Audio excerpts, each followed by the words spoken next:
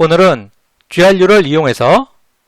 우리가 이전에 LSTM으로 분석해 보았던 삼성전자의 주가 예측을 GRU로 해보도록 하겠습니다. 먼저 우리가 사용할 삼성전자의 주식가격 데이터는 다음과 같이 야후 파이낸스에서 CSV 파일로 다운로드 받을 수 있습니다. 이렇게 다운받은 CSV 파일에는 다음에 보시는 것처럼 총 7개의 컬럼, 즉 데이트, 오픈, 하이, 로우 클로즈, ADJ 클로즈, 볼륨 이렇게 총 7개의 컬럼만이 존재하지만 이번 예제에서는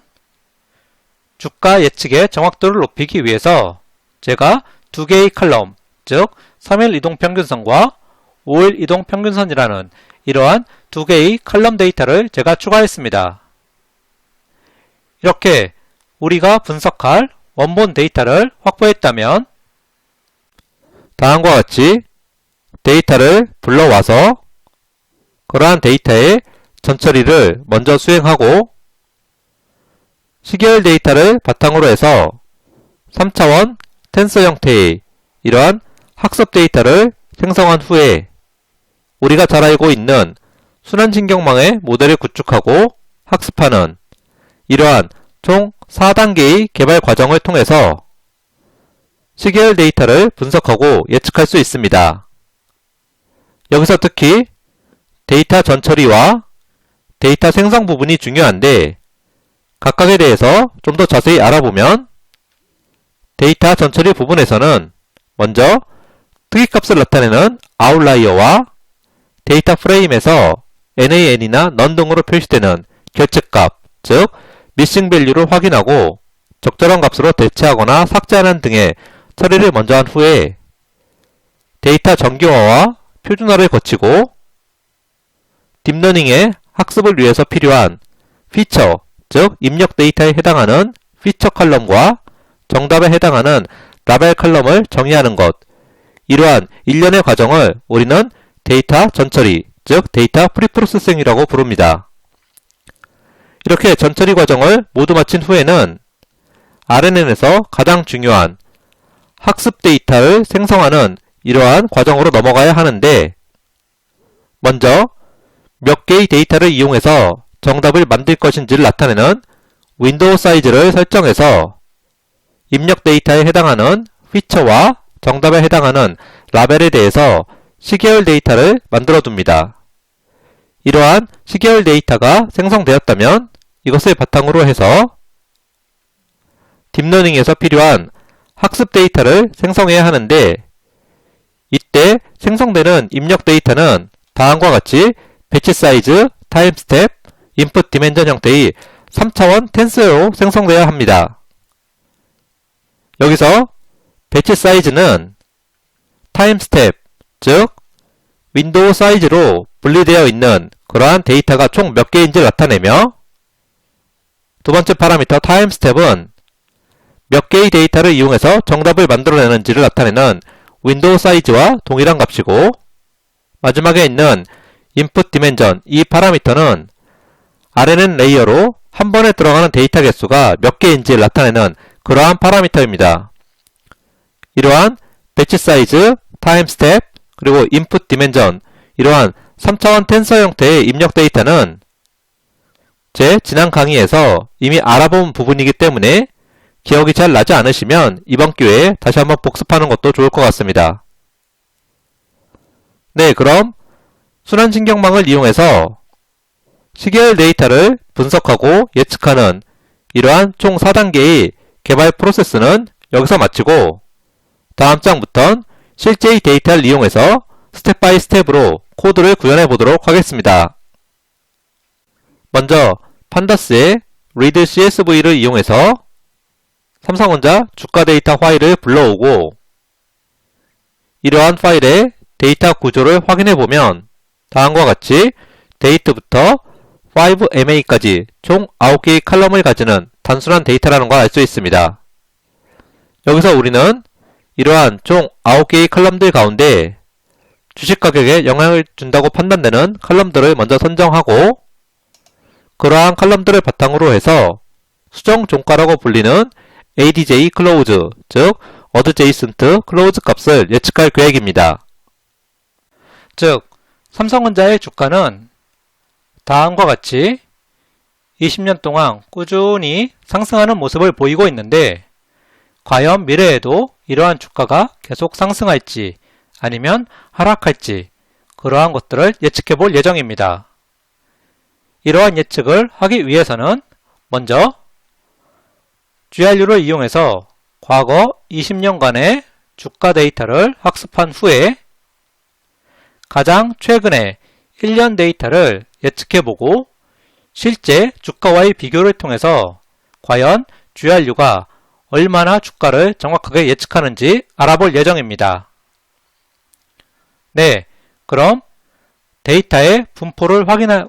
것은 여기서 마치고 다음 장에선 데이터 분석을 위해 가장 기본적이면서도 가장 중요한 데이터 전처리, 즉 데이터 프리프로세서 부분을 알아보도록 하겠습니다. 먼저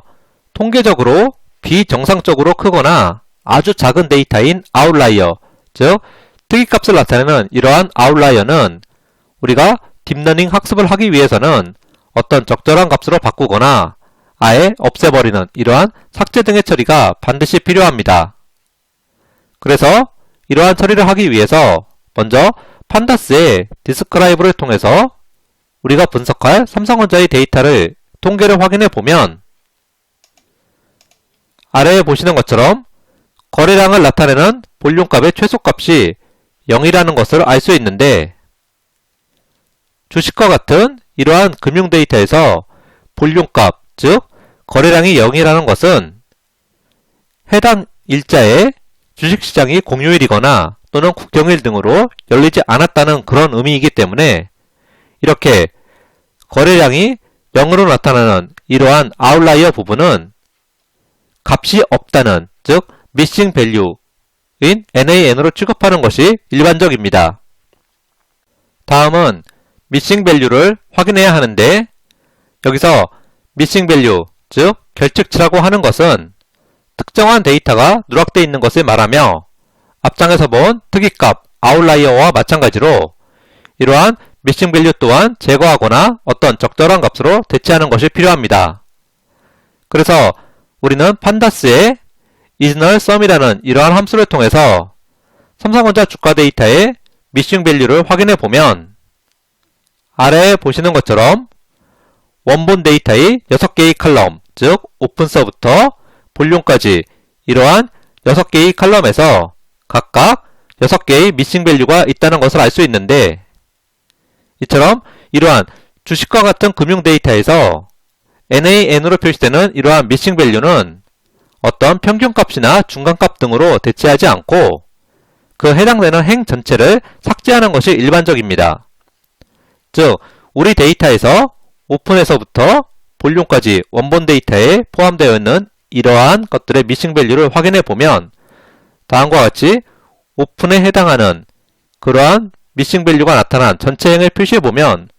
다음과 같이 이렇게 총 6개의 날짜에서 missing value가 나오는데 아마도 이러한 날짜들은 그 해당 일이 국경일이거나 또는 공휴일, 그래서 어떤 값이 오픈되지 않는 그러한 상태를 나타내고 이렇게 NAN으로 표시되는 이러한 missing value, 이러한 포함된 행은 전체를 삭제하는 것이 일반적입니다. 네, 그럼 다음 장에선 이러한 아웃라이어와 missing value에 대한 데이터 전처리 과정을 실제 코드로 구현해 보도록 하겠습니다. 먼저 거래량을 나타내는 볼륨값 0이 나타나는 곳을 다음과 같이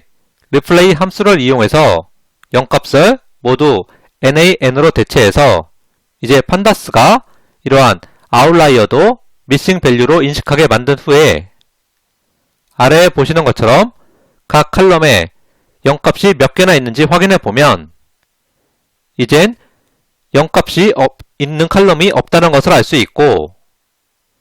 이렇게 0값을 가지던 볼륨 부분이 이제 모두 NAN, 즉 missing value로 대체되어 있다는 것을 알 수 있습니다. 그래서 이제 drop NA 함수라는 것을 이용해서 이러한 미싱 밸류 또한 모두 삭제해버리면 아래에 보시는 것처럼 이제 우리가 분석할 데이터에는 아웃라이어나 미싱 밸류 이러한 값들이 모두 없어졌다는 것을 확인할 수 있습니다. 이렇게 아웃라이어와 미싱 밸류를 모두 정리했다면 이젠 딥러닝 학습이 잘 되게 하기 위해서 정규화라는 그러한 작업이 필요합니다. 즉, 날짜를 나타내는 데이트 항목을 제외한 숫자로 표현되는 모든 항목, 즉 모든 컬럼에 대해서 0과 1세의 값을 가지는 그러한 정규화 작업을 수행해야 하는데 이러한 정규화 작업의 일반적인 프로세스는 다음과 같이 표시할 수 있습니다. 각각을 알아보면 먼저 정규화를 수행할 그러한 대상의 컬럼을 다음과 같이 정의하고 scikit-learn의 min-max 스케일러의 fitTransform 함수를 이용해서 0과 1사의 값으로 모두 바꿔주는 정규화 과정을 수행합니다. 그런데 주의할 것은 fitTransform의 리턴 값은 보시는 것처럼 numPy를 리턴하고 있습니다. 즉 우리는 현재 판다스의 어떤 데이터를 가지고서 작업하는데 이 정규화를 수행한 그러한 결과는 numPy를 리턴하고 있기 때문에 만약 이러한 numPy를 바로 사용하지 않고 판다스 형태로 만들어 사용하시고자 한다면 다음과 같은 이러한 코드 형태로 numPy를 파라미터로 주고 새로운 데이터 프레임을 생성해야 한다는 것을 꼭 알아두시기 바랍니다. 네, 그럼 0과 1 사이 값으로 바꾸는 이러한 정규화 부분은 여기서 마치고 이젠 딥러닝 학습을 위한 입력 데이터인 피처 컬럼과 정답 데이터인 라벨 컬럼을 정의해서 numPy로 변환하면 데이터 전처리 과정을 완료할 수 있습니다. 이러한 과정을 좀 더 자세히 알아보면 먼저 입력 데이터를 나타내는 피처 컬럼을 저 같은 경우엔 3MA, 5MA, ADA close 이렇게 3개의 컬럼으로 선정했고 정답을 나타내는 라벨은 수정 종가를 나타내는 ADJ close 항목으로 선정했습니다. 이렇게 피처와 라벨 컬럼을 선정한 후에는 이러한 컬럼을 포함하는 데이터 프레임을 다음과 같이 만들어주고 최종적으로 딥러닝 입력을 위해서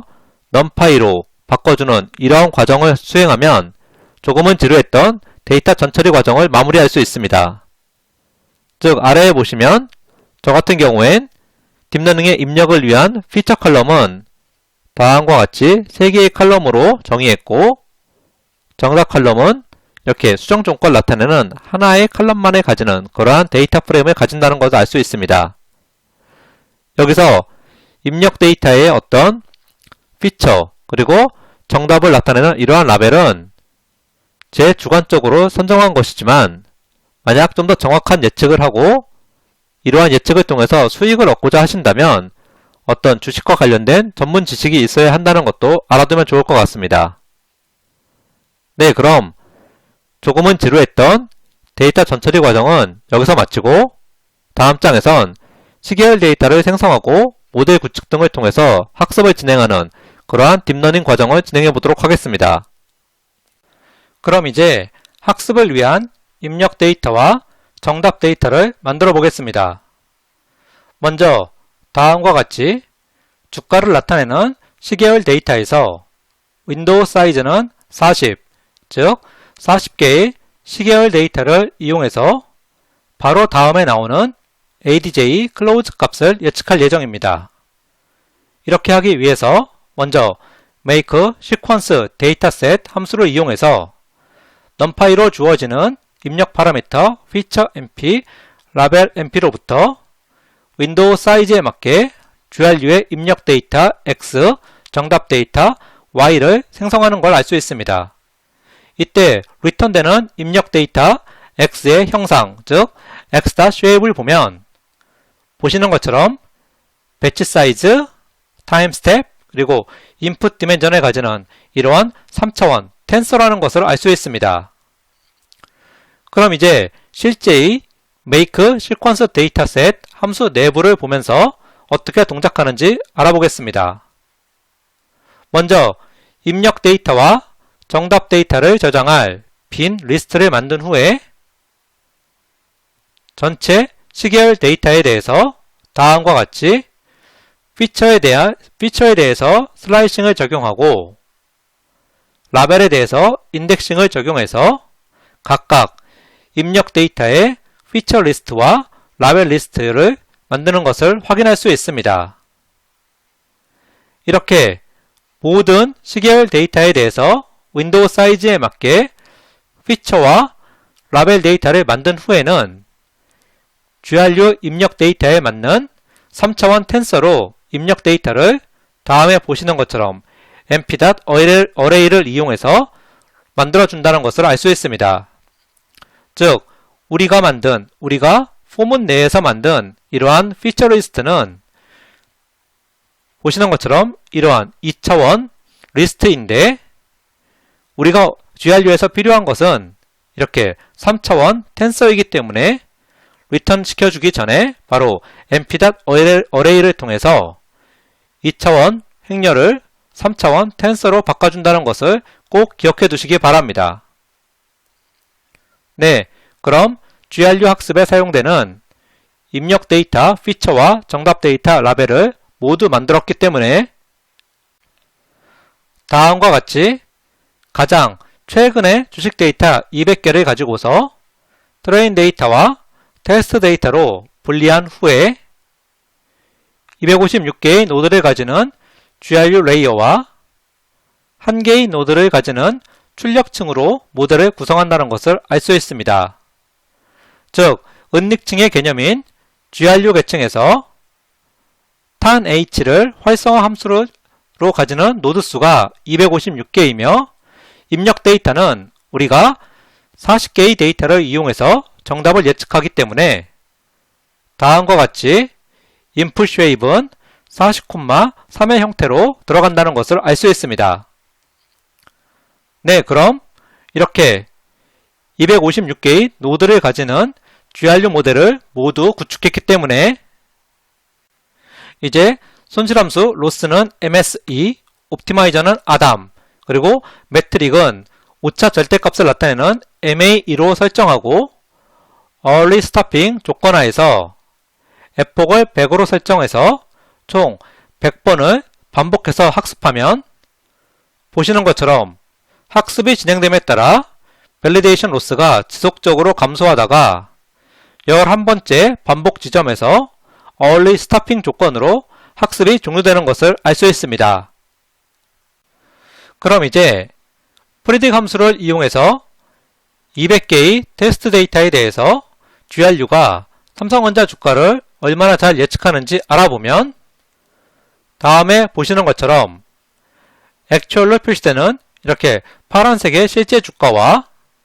오렌지색으로 표시되는 프리딕션 값이 그렇게 큰 차이가 나지 않고 방향성은 동일하게 진행한다는 것을 알 수 있습니다. 또한 방금 우리가 예측해본 이러한 GRU의 예측 결과와 우리가 이전 시간에 LSTM으로 분석했던 이러한 결과가 크게 다르지 않고 방향성은 거의 동일하다는 것을 알 수 있습니다. 즉, GRU와 LSTM 모두 주식 데이터와 같은 이러한 시계열 데이터를 분석하고 예측하기에는 아주 적합한 구조이며 단지 분석하고자 하는 특정 문제와 대상 그리고 해당 도메인에 따라서 GRU가 더 적합할 수도 있고 또는 LSTM이 더 적합할 수도 있다는 것을 꼭 알아두시기 바랍니다. 네, 그럼 GRU를 이용한 삼성전자의 주가 예측은 여기서 마치고 다음 시간에는 트랜스퍼 러닝과 다중 입출력과 같은 좀 더 복잡한 모델을 구축하기 위해서 반드시 알아야 되는 펑셔널 API의 개념과 필요성 그리고 사용 방법 등을 알아보겠습니다. 네, 그럼 모두 수고하셨습니다.